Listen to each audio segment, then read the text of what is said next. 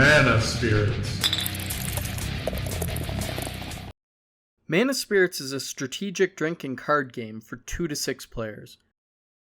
Despite being a drinking game, Mana Spirits is fully functional with some or all players not drinking.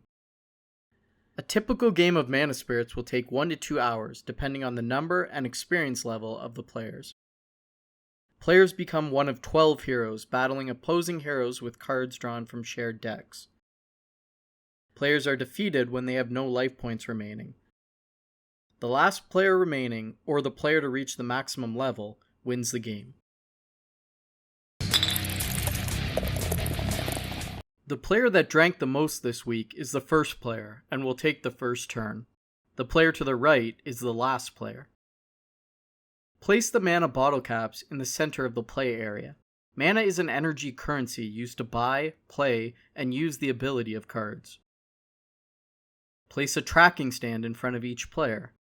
Set the life points to 15 and spin the center wheel to display level 1.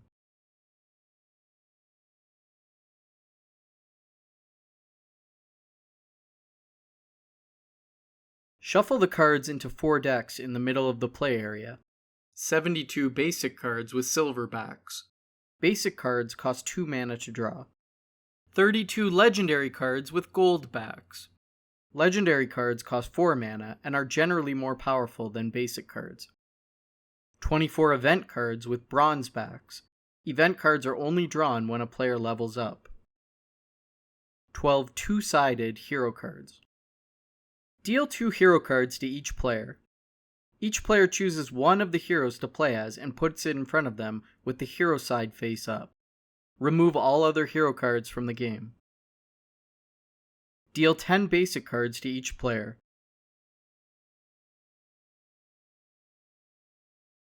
Each player chooses 7 basic cards to keep in their hand. Return all other cards back to the basic deck and shuffle it again. The last player draws 1 extra card to help with the fact that they will play last.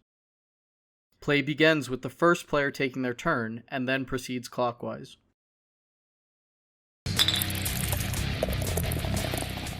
It's difficult to choose which cards to keep in your hand without understanding what everything means, so let's take a look at a card.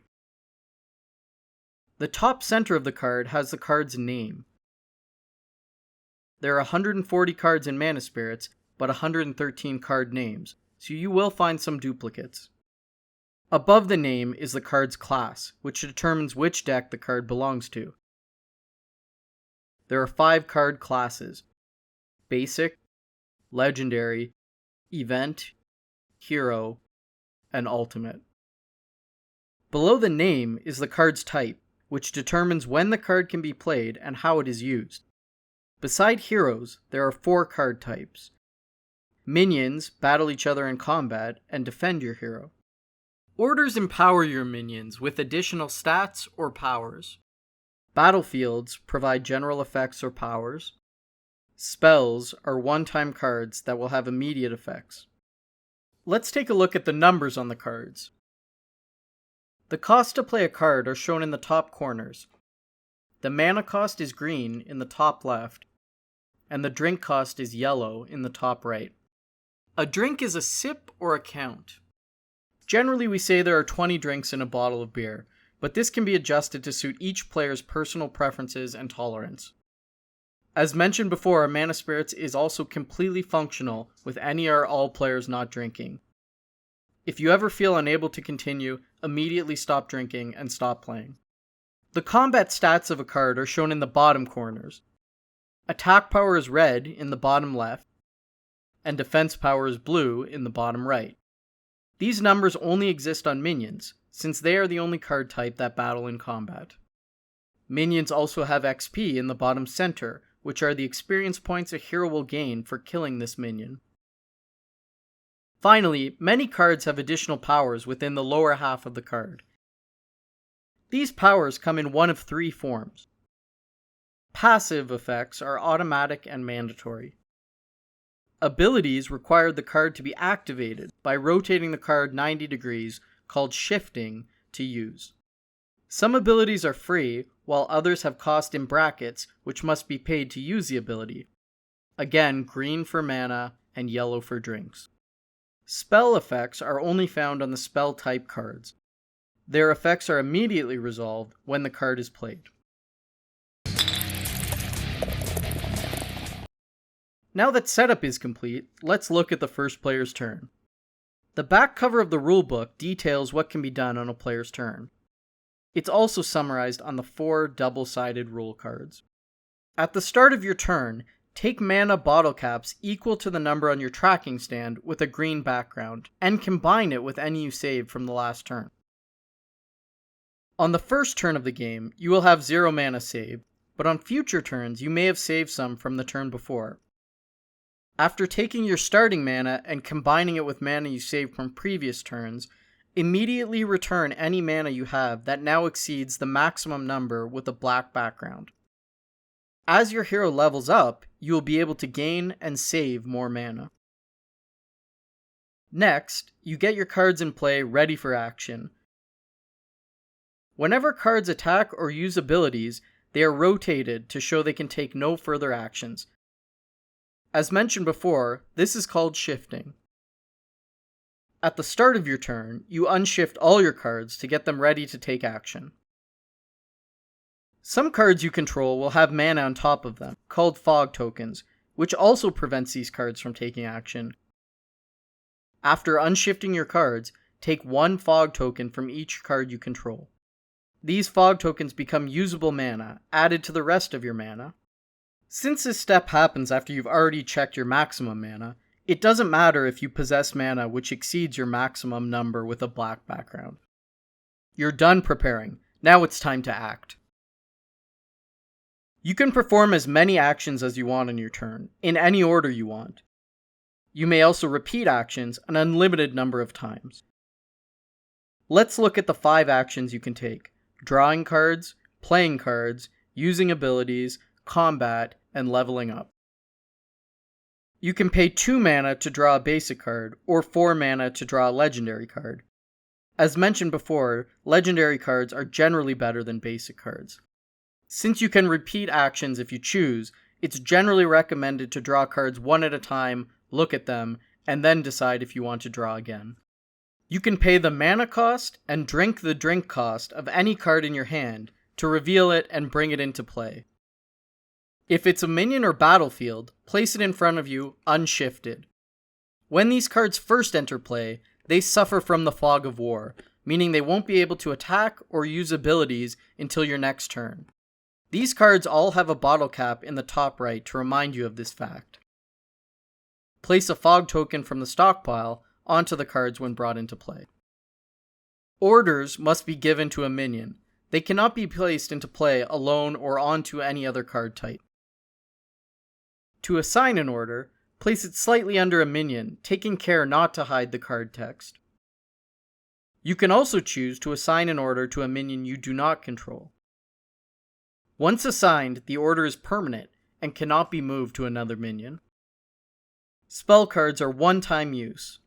Resolve the effects and then place the card into the graveyard, a center pile that represents the final resting place for destroyed or used cards. Many cards have abilities on them. In order to use a card's ability, it must shift.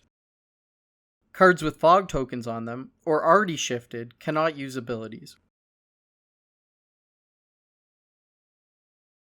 Say out loud that you are using an ability, then shift the card, pay the costs, and resolve the effects. Playing spells and using abilities are the only actions players can take during other players' turns. Occasionally, players may try to cast spells or use abilities simultaneously. When this happens, the player whose turn it is has the highest priority and performs their action first. Priority then proceeds clockwise until all players involved in the dispute have finished. Gameplay then resumes as usual. Combat in Mana Spirits is always 1 versus 1. Your minions can only attack opponents sitting directly to your left or right.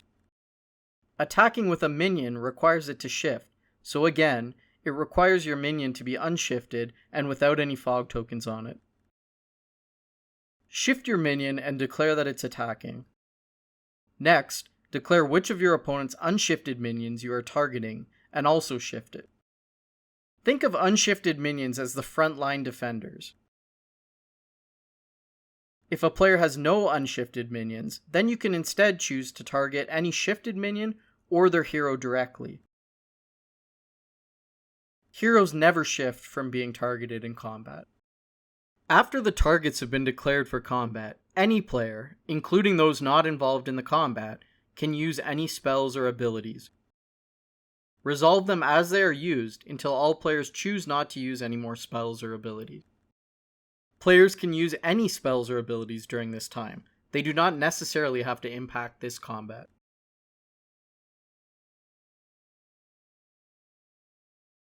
All heroes have an ability, Protect Your Minion from Combat.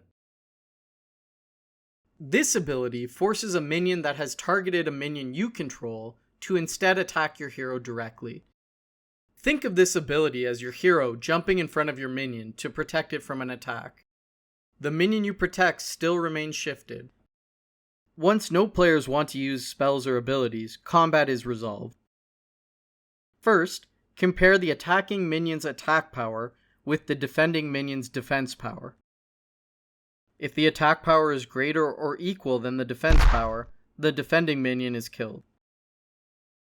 Simultaneously, compare the defending minion's attack power with the attacking minion's defense power to check if it is also killed.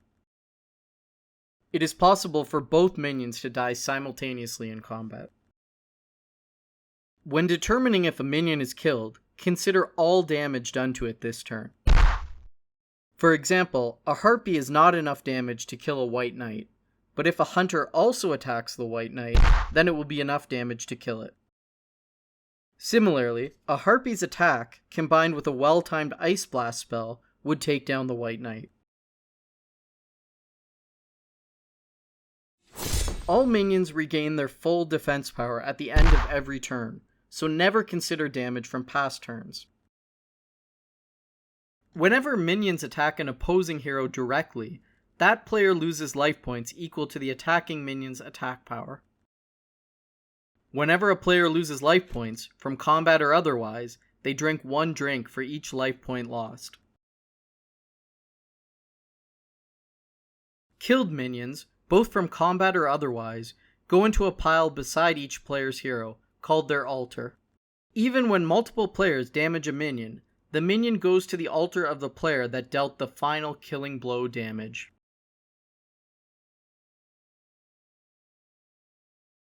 The XP from these killed minions will be gathered and used by players to level up their hero.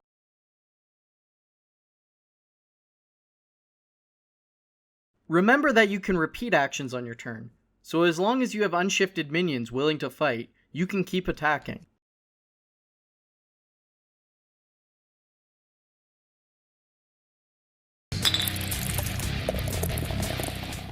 On your turn, say out loud that you want to level up, and move the minions from your altar into the graveyard pile. The minions that you move must have a total XP value equal or higher than the number with a gray background on your hero tracking stand. All excess XP will be lost, so be careful with which minions you are moving to the graveyard. After you move the minions from your altar to the graveyard, spin your tracking stand wheel to display your new level.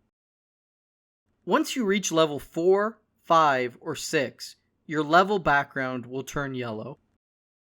This reminds you to immediately flip your hero card to display the ultimate side, which will also reveal your hero's ultimate ability.